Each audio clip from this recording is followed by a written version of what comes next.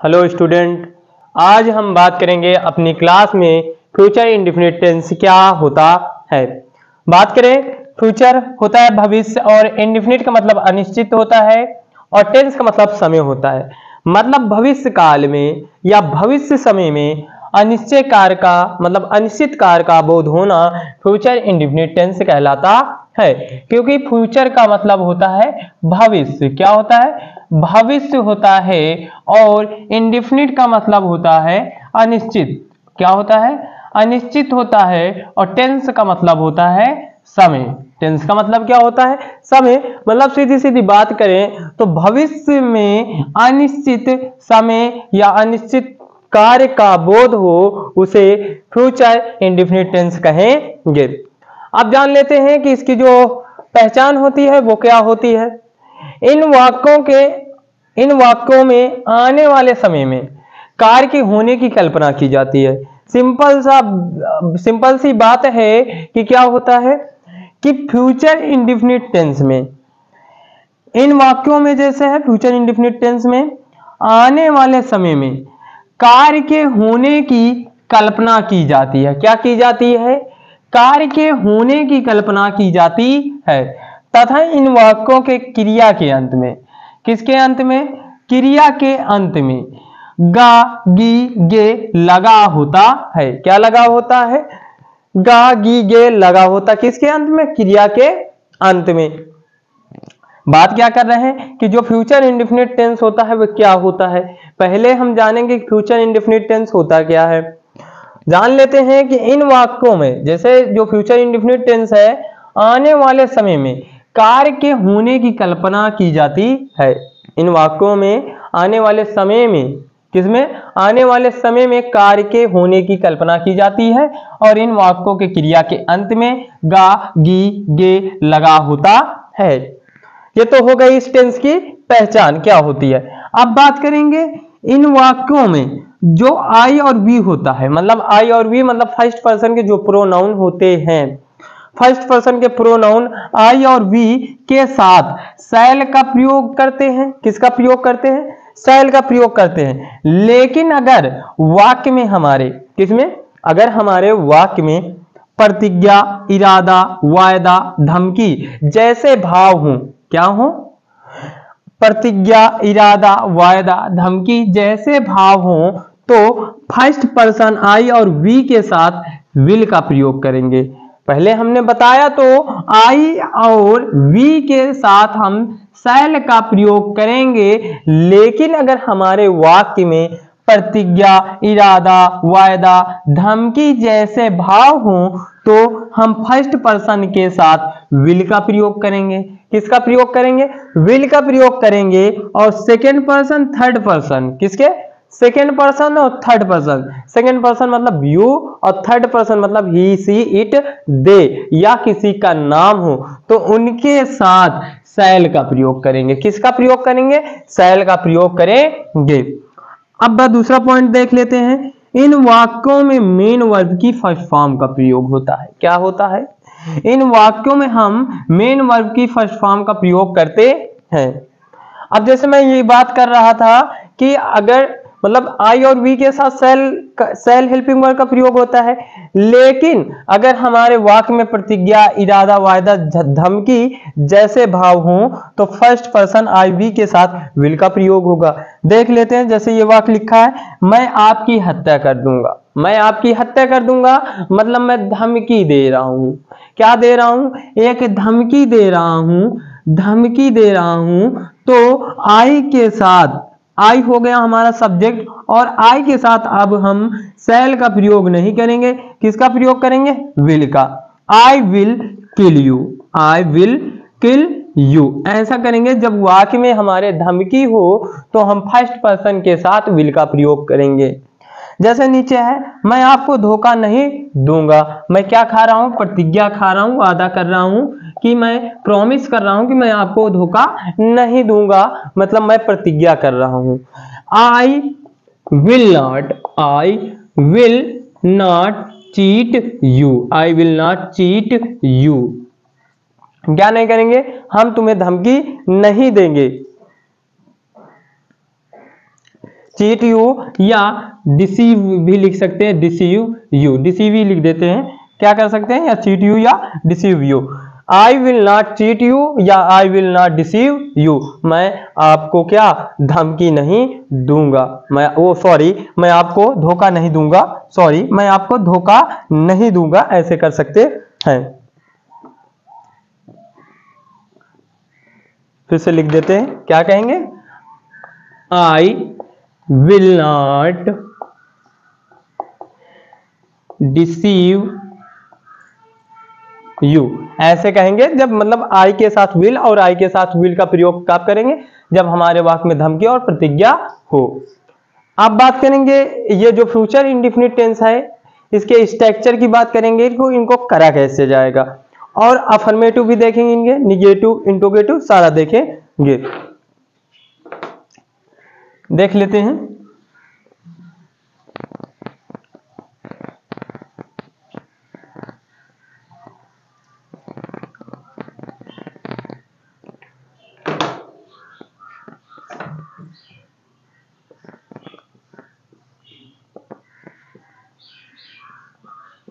Affirmative sentence, affirmative sentence का नियम देखेंगे।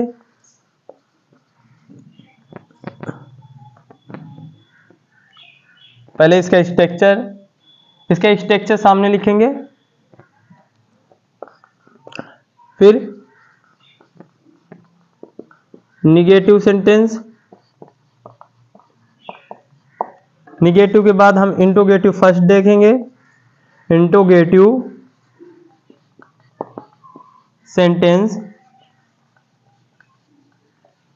फर्स्ट टाइप, कौन सा, फर्स्ट टाइप, फिर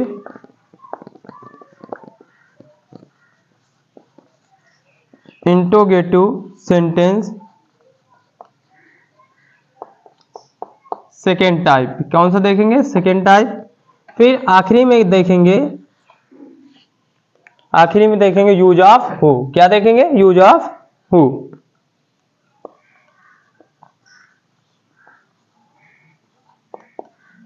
यूज ऑफ हु। अब अफर्मेटिव में बात करें तो इस टेंस का स्ट्रक्चर क्या होगा, पहले हम सब्जेक्ट के बाद जो हमारी हेल्पिंग वर्ब विल या शैल का प्रयोग करेंगे, फिर उसके बाद हम मेन वर्ब की फर्स्ट फॉर्म, फिर ऑब्जेक्ट और अदर वर्ड हो तो लिखेंगे, नहीं तो नहीं लिखेंगे, फुल स्टॉप। फिर निगेटिव सेंटेंस कैसे करेंगे, पहले सब्जेक्ट, फिर विल या शैल, फिर नॉट या नेवर, ये प्रयोग करेंगे। अगर नहीं आया तो नॉट, और नेवर कभी नहीं आया तो नेवर। फिर मेन वर्ब की फर्स्ट फॉर्म, फिर ऑब्जेक्ट और फिर other word, full stop. Interrogative first type में क्या करेंगे, पहले जो अगर वाक्य के आरंभ में क्या आता है और क्या के बाद सब्जेक्ट आता है, तो पहले हम विल या शैल जो इस वाक्य की, इस टेंस की जो हेल्पिंग वर्ब है उसको लिखेंगे विल या शैल। फिर उसके बाद हम सब्जेक्ट के बाद हम मेन वर्ब की फर्स्ट फॉर्म, फिर ऑब्जेक्ट और फिर अदर वर्ड का प्रयोग करेंगे और अंत में क्वेश्चन मार्क लगाएंगे। फिर क्या है इंट्रोगेटिव सेकेंड टाइप, सबसे पहले क्या रखेंगे, क्वेश्चन वर्ड, फिर विल या शैल, फिर सब्जेक्ट और मेन वर्ब की first form, object, other word और question mark. Use of who की बात करें तो पहले हु, फिर विल, फिर मेन वर्ब की फर्स्ट फॉर्म, ऑब्जेक्ट, फिर अदर वर्ड। ये सारे नियम होते हैं इसके, कौन से, अफर्मेटिव के, negative, interrogative second type, use of who, interrogative first type और इंट्रोगेटिव सेकेंड टाइप। क्या करेंगे, सब्जेक्ट विल या शैल, मेन वर्ब की first form, object, other word, फिर फुल स्टॉप। निगेटिव में क्या करेंगे, सब्जेक्ट विल या शैल, नॉट या नेवर, मेन वर्ब की first form, object, other word. Interrogative first type में क्या करेंगे, विल या शैल, सब्जेक्ट, मेन वर्ब की first form, object, other word. Interrogative second type में क्या करेंगे, सबसे पहले क्वेश्चन वर्ड, फिर हेल्पिंग वर्ब जो हमारी है विल या शैल उसको लिखेंगे, सब्जेक्ट, मेन वर्ब की first form, object, other word, फिर question mark. Use of who देखेंगे, पहले हु लिखेंगे, फिर विल, फिर मेन वर्ब की फर्स्ट फॉर्म, फिर ऑब्जेक्ट, फिर अदर वर्ड, फिर क्वेश्चन मार्क। ऐसे करेंगे। जैसे हम वाक्य देख लेते हैं। आशा होगी कि यह आपको समझ में आ गया होगा। आप देखते हैं एग्जाम्पल कैसे करेंगे।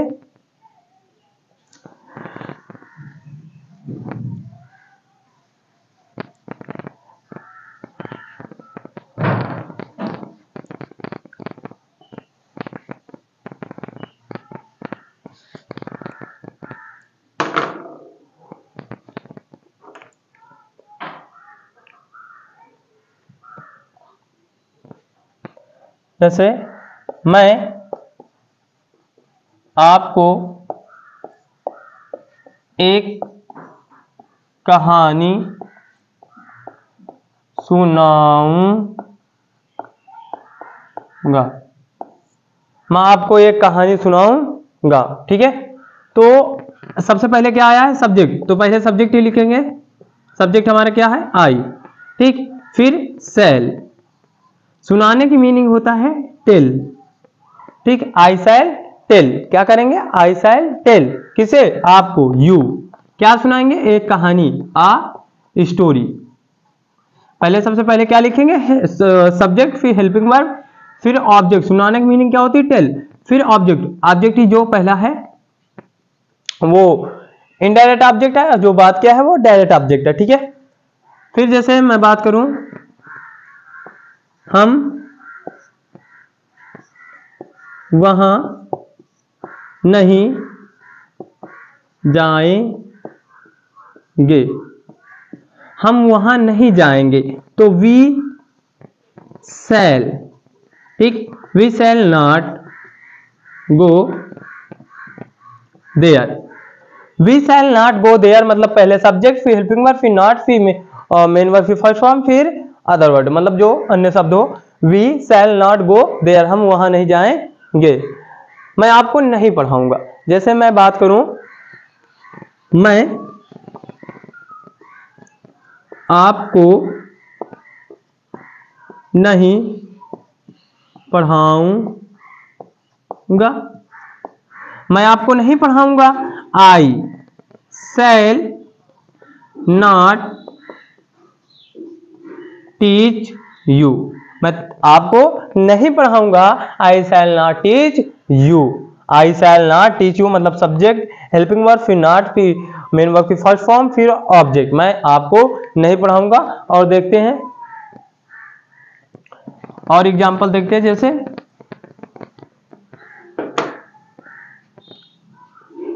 वह कभी झूठ नहीं बोलेगा। वो कभी झूठ नहीं बोलेगा। वह मतलब ही। क्या है? थर्ड पर्सन है ही, और थर्ड पर्सन के साथ क्या लगेगा? विल। ठीक है। He will. फिर कभी नहीं के लिए क्या लगाएंगे? नेवर। अब बोलेगा मतलब टेल। झूठ के लिए टेल लगाते आ लाई। ही विल नेवर टेल आ लाई। वो कभी झूठ नहीं बोलेगा। वो क्या नहीं करेगा? वो झूठ नहीं बोलेगा। क्या मीरा भोजन पकाएगी? क्या मीरा भोजन पकाएगी? क्या मीरा भोजन पकाएगी? मीरा, तो मीरा के साथ विल, फिर मीरा। ठीक है। Cook food. ऐसे करेंगे। Sorry, will Meera cook food. क्या मीरा भोजन पकाएगी? क्या तुम स्कूल जाओगे? क्या तुम स्कूल जाओगे? क्या तुम स्कूल जाओगे? तो will you go to school. ऐसे करेंगे। इंट्रोगेटिव क्या अगर क्या है और क्या के बाद सब्जेक्ट आए तो पहले हेल्पिंग वर्ब, फिर सब्जेक्ट, पहले हेल्पिंग वर्ब, फिर सब्जेक्ट, फिर मेन वर्ब, फिर अदर वर्ड। ऐसे करेंगे इंट्रोगेटिव फर्स्ट टाइप। और देखते एग्जांपल।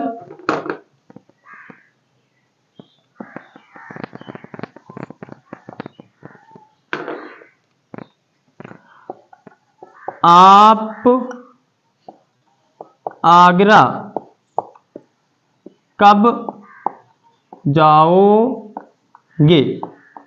आप आगरा कब जाओगे, सॉरी, आप आगरा कब जाओगे। तो सबसे पहले हमको क्वेश्चन वर्ड की मीनिंग लिखना व्हेन, ठीक है। फिर हेल्पिंग वर्ब क्या लगाना है, विल। फिर सब्जेक्ट यू, जाना की मीनिंग क्या होती है, गो टू आगरा, ठीक। When will you go to Agra, आप आगरा कब जाएंगे। वे क्रिकेट क्यों खेलेंगे, वे क्रिकेट क्यों खेलेंगे, पहले क्यों की मीनिंग वाई, ठीक है। फिर हेल्पिंग वर्ब विल, फिर सब्जेक्ट दे। खेलने की मीनिंग क्या होती है, प्ले, क्या, क्रिकेट, क्रिकेट। तो क्या हो जाएगा, why will you they play cricket, why will they play cricket, वे क्रिकेट क्यों खेलेंगे। ऐसे करेंगे। और देख लेते हैं जिसमें सब्जेक्ट नहीं होता,